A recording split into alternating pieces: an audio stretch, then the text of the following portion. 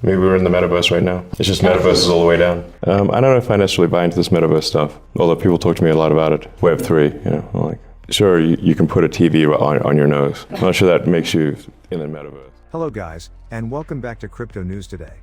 Today we will review Elon Musk's takes on Metaverse. Why Elon Musk also have a big impact on a crypto market and also a strong opinion on Metaverse. Maybe it is because one of the first Metaverse project is from Facebook, Meta, or this is neutral opinion? But before that, take a look at a new crypto project presentation MuvMoon. You can find a link under this video.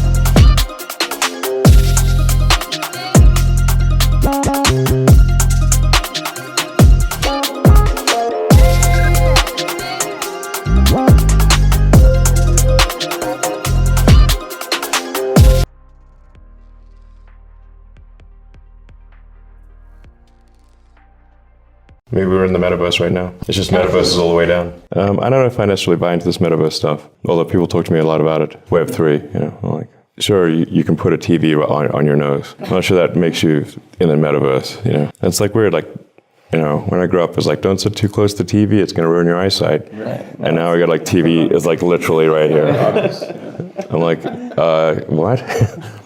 Is that good for you? I mean, have you tried these games, The VR Oculus stuff. Yeah, they're okay, but like it gives you motion sickness if you try to walk around. Like you can do a video game on your sort of computer console or whatever, and you can be in a first-person game and move rapidly and not get motion sickness. But if you try to do that with VR goggles, you get motion sickness. It's like weird. I don't see someone strapping a friggin' screen to their face all day and not wanting to ever leave. It seems no way. Elon Musk, Metaverse isn't compelling and Web3 more marketing than reality. Musk doesn't think much of these supposedly revolutionary web trends. The Metaverse and Web3 are two trends supposedly set to revolutionize the digital world. But the richest man IRL, Elon Musk, is not keen on either. In a recent interview, the SpaceX and Tesla CEO said he couldn't see a compelling use case for the VR-driven Metaverse, and derided Web3, a nebulous concept in which internet services are rebuilt around blockchain and cryptocurrency, as more marketing than reality, adding, "I don't get it." Musk admitted that he might just be too old to understand these new technologies. Am I like one of those people who was dismissing the internet in '95 as some fad or something that's never going to amount to anything? He suggested, before noting that in 1995 he was very much one of the individuals who understood the potential of the internet.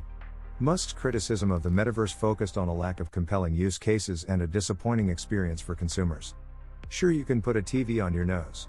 I'm not sure that makes you in the metaverse, he said. I don't see someone strapping a frigging screen to their face all day and not wanting to ever leave. That seems, no way. He later added, I currently am unable to see a compelling metaverse situation. What is the metaverse, and do I have to care? Right now, the metaverse is mostly an overhyped branding exercise for a series of virtual worlds, some of which are dependent on VR headsets to access. Critics point out that we've basically tried all this technology before, with the failed VR boom of the 90s and the rise of spaces like Second Life in the early 2000s.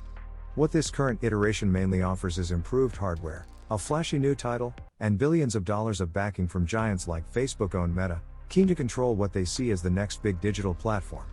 Web3 is another alternative vision for the future of the internet, with much boosterism driven by the idea that ordinary internet users will be able to directly profit from their content and activity online, rather than having this value captured by a few behemoth internet companies.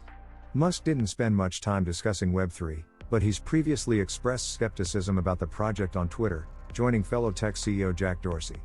Dorsey's criticism is that Web3 won't democratize anything, but will simply shift power from existing incumbents like Facebook to upstart venture capital funds like Andreessen Horowitz.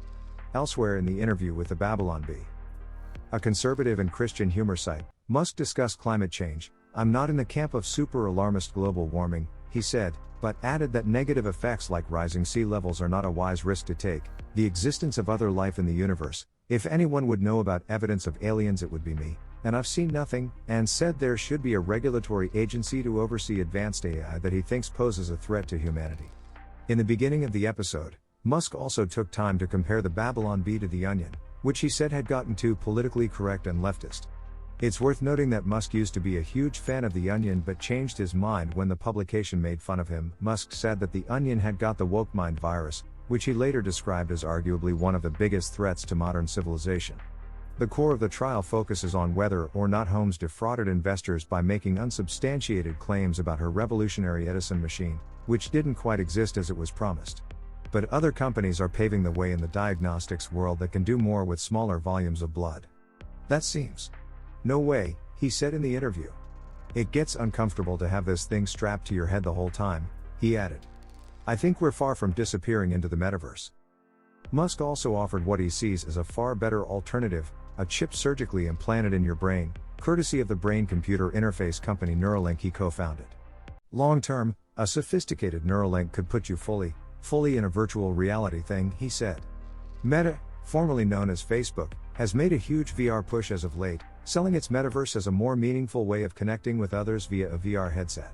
But even the company's own vice president for global affairs and communications, Nick Clegg, recently admitted the experience is still lacking. If I'm lifting my head, it's because I'm drinking my coffee and this wretched headset is too bulky for me to drink my coffee without moving my headset, Clegg told the Financial Times in a recent interview. Musk also took aim at Web3, the concept of democratizing the internet by rebuilding it around the blockchain. He described Web3 in his Babylon Bee interview as more marketing than reality. I don't get it, he added dismissively. But I don't get it yet, let's put it that way. But Musk stopped short from condemning the idea of the metaverse or Web3 outright. He argued there is a danger of not being able to see a compelling metaverse situation, comparing his perspective to David Letterman tearing apart the idea of the internet in a 1995 interview with Bill Gates, a video of which he shared earlier this week. Whether the idea of the metaverse will eventually take off or die as a fad is anything but certain. Besides, Musk has been wrong before. While VR technologies have come a long way, they're still far from mainstream, never mind reaching even close to the number of people Facebook's social media platform can. But will a surgically implanted brain chip convince enough customers if VR headsets fail? That's arguably an even bigger stretch.